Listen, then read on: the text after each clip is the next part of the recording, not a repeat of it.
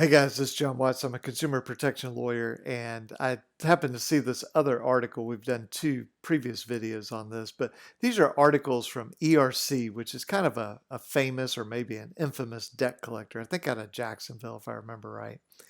And so they have these articles, and this is how to dispute a debt. And that caught my eye because these debt collectors, as we've talked about before, they hate marking your account as disputed, absolutely despise it. And what I mean by marking it as disputed is if they credit report, which ERC credit reports, that's probably how you have any experience with them, is you see them on your credit report. Maybe it's a utility bill or typically a cell phone bill, that type of thing. And so if you dispute it with the debt collector, if they update your credit report, which they do every month, they have to say in there that the consumer disputes it. If they don't, they have violated the FDCPA, the Fair Debt Collection Practices Act. And the specific section is section 1692E8. Okay. And so I thought, well, let me see what these guys say about it. Let's see if they are accurate or if they're misleading in this. All right. So if you've been contacted by a debt collector and you do not recognize or agree with the amount they claim you owe, there's action you can take. Well, you don't have to just not recognize or agree with the amount that they claim you owe. You can dispute for any reason, okay? One reason would be, hey, I don't know if this debt collector really has the legal right to collect this debt. Because we've had clients that simultaneously have multiple debt collectors collecting the exact same debt. Each debt collector saying, we have the right to collect it. Well, obviously, they both can't have the right. So let's see what they say. Under the FDCPA, your rights as a consumer are protected, giving you freedom to ask for validation and dispute the debt. That's correct. To find out more, please see our guide below. So, just as a little sort of footnote here, we might be a little suspicious if a debt collector is saying, let me teach you about the laws that will hurt me as a debt collector, impact my ability to collect the debt. Remember, I said debt collectors do not like the marking accounts as disputed. The reason is almost all the scoring models, the credit scoring models, will skip over, will pass over, will ignore a debt collection account that says disputed by consumer. So you have to keep that in mind. Is this really a trustworthy source of information? So let's see what they do. Validation of debt. So within 5 days of the collection agency's first initial contact with you, they're required to provide your rights to validation of the debts, typically in the form of a letter containing following. Okay, that's true. The amount owed, current creditor. It'd also be the original creditor. A statement giving you notice about 30-day timeline for disputing a debt. That's kind of true. This is what's called Section 1692G, and it says, unless you dispute this debt, we will assume that it is valid. And there's a 30-day time period to request validation. But understand this, you can always request validation. They don't have to give it to you, and we'll talk about that. But you can always dispute a debt. I don't care if it's 5 years after the initial contact. You can always dispute a debt. You are not limited in time. If you choose to dispute debt, they'll send you a verification letter. And verification and validation kind of are used interchangeably. Now, this has to be in writing here. And they'll give you the original creditor's name and address if requested. So let's see what they say here. If you do not believe the account is yours, or if you don't agree with the amount presented for any reason, you may formally dispute the debt by sending a written letter to the collection agent. Okay, that's one of those half-truths. You can send a written letter. You do not have to send a written letter. You can say it verbally. You can be on the phone with them and say, once they, make sure that they're talking to the right person, you say, look, I dispute this debt. I dispute any debt that your collection agency has them. That is disputing the debt. It does not have to be in writing. So to the extent they're suggesting here that it must be in writing, that's just not true. So let's see here, disputing the debt.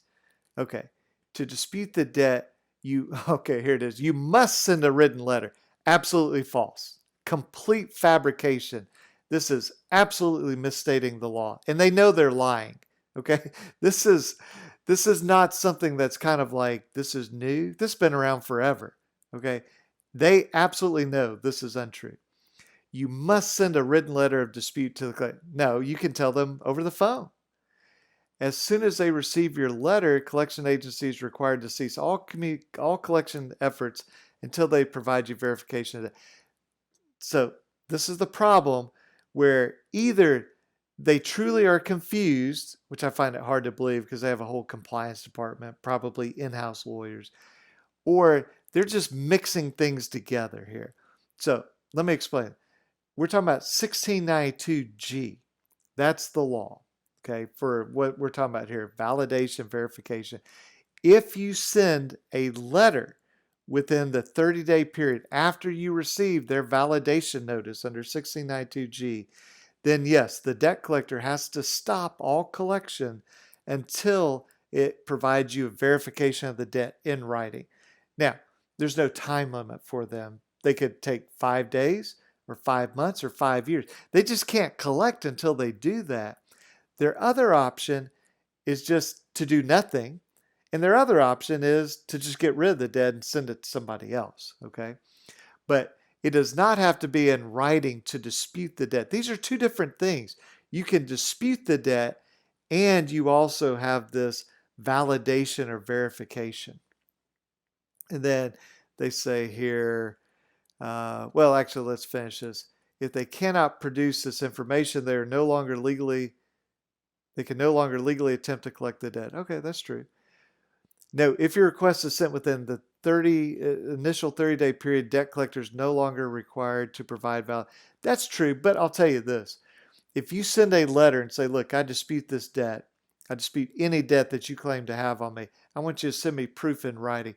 Most, not all, but most of these collectors will try and send you something because think about it from a psychological standpoint and just a lawsuit standpoint.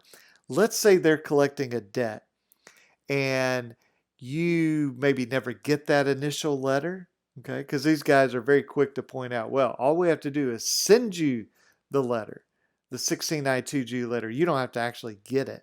So let's say you don't get it and more than 30 days goes by. Well, and then you send them a dispute letter and they go, aha, we don't have to, when you request validation, we don't have to provide you validation or verification of this debt because you're beyond the 30-day time period. And you just said, oh, look, give me proof. And they don't do it. And then it turns out you don't even owe this debt. They got the wrong guy. Well, how do you think that's going to look for them in trial? When the judge is saying, well, look, this guy wrote you a letter and said, send me proof of this. I dispute this debt. And you just completely blew him off. Say, we don't have to do that. Technically, you're beyond the 30 days. They're going to look like idiots, okay? So most of these companies will, no matter what the date is, okay?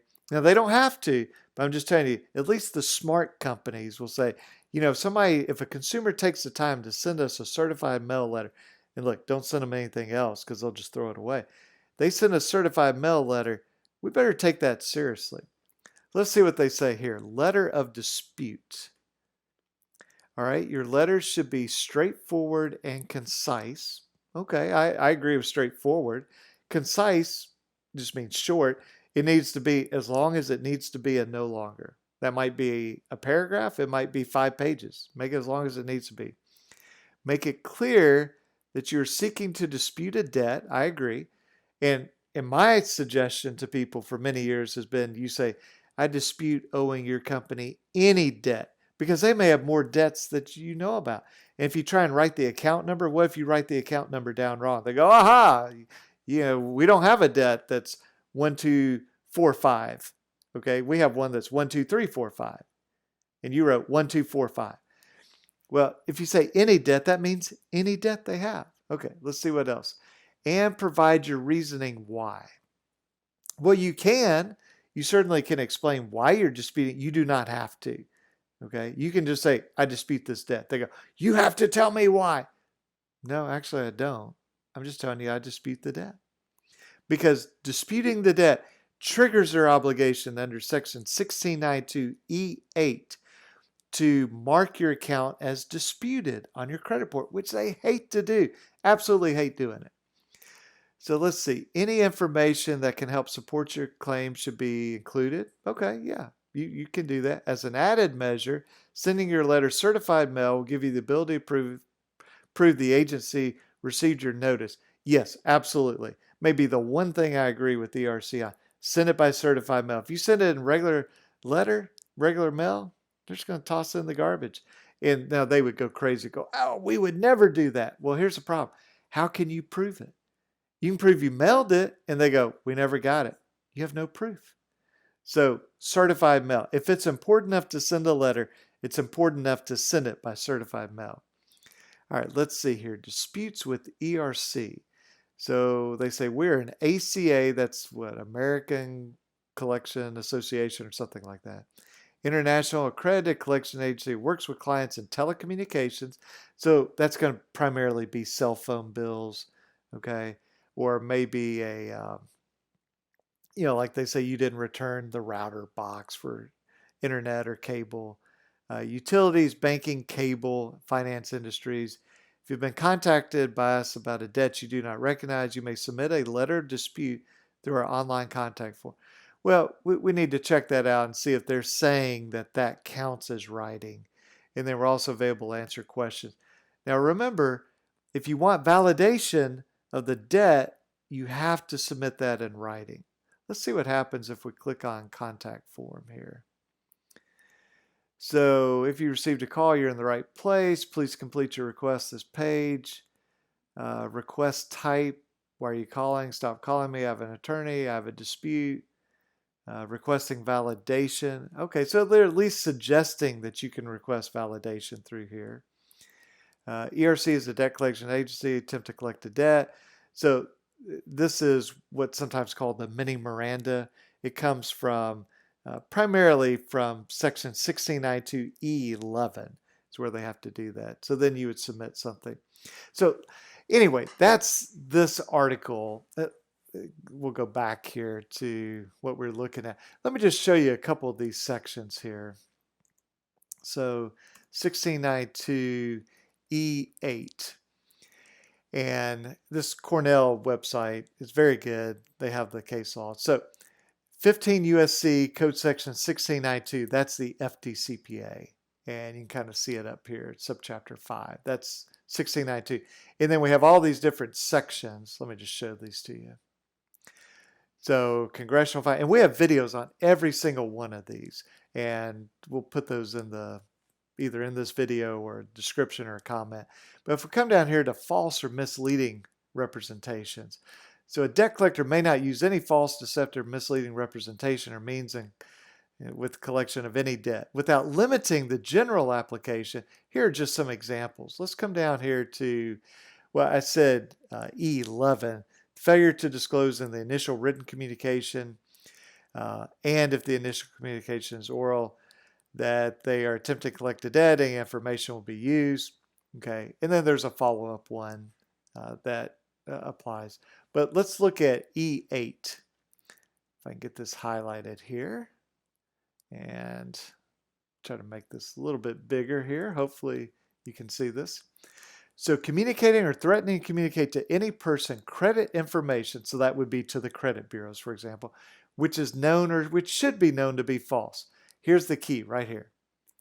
This last part, including the failure to communicate that a disputed debt is disputed. That's why they hate to mark this stuff. They know they have to under the law. When you dispute it, even verbally, remember, it's not what this thing says over here. Where is it? You must send a written letter of dispute. That's not true. You can do it verbally. So when they update, they have to mark it as disputed. They hate to do that because it takes away the leverage. Because most of the time, it's not going to hurt you from a credit scoring standpoint. Okay, so one other thing is, let's go back to the list here of sections. And let me show you this G, validation of debts. So remember, let's see, is it this one? Yeah, within 5 days, they have to tell you this stuff. Well, here's where they're getting it from. So within 5 days, initial communication with the consumer, collection of any debt, unless it's in the initial communication or you paid the debt, they have to send you a written notice that says, here's the debt, the name of the creditor to whom the debt's owed, statement unless the consumer within 30 days after receipt disputes the validity, it will assume to be valid. Okay, this doesn't have to be in writing here. And then statement if a consumer notifies the debt collector, look at this, in writing within the 30-day period that the debt is disputed, debt collector will obtain verification or a copy of the judgment, blah, blah, blah. So that's the verification or validation. So the disputing can be done anytime, but if you want these kind of special rights here under subsection 4, then you do need to do that in writing within that 30-day period from when you received the letter, okay? And then written request, within the 30-day period, they'll tell you the name and address of the original creditor. I will say this, that typically the case law says they need to tell you the name of the original creditor. And I'll say this, most of these guys do. They'll say original creditor, and then they'll say creditor to whom you owe it now, okay?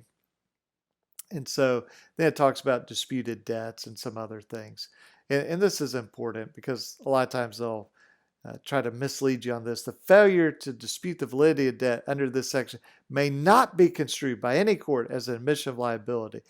So if you dispute it in writing within the 30 days and request validation, then you get extra rights. But if you don't do that, you don't lose rights. You just don't get those extra rights, but you can dispute it at any time.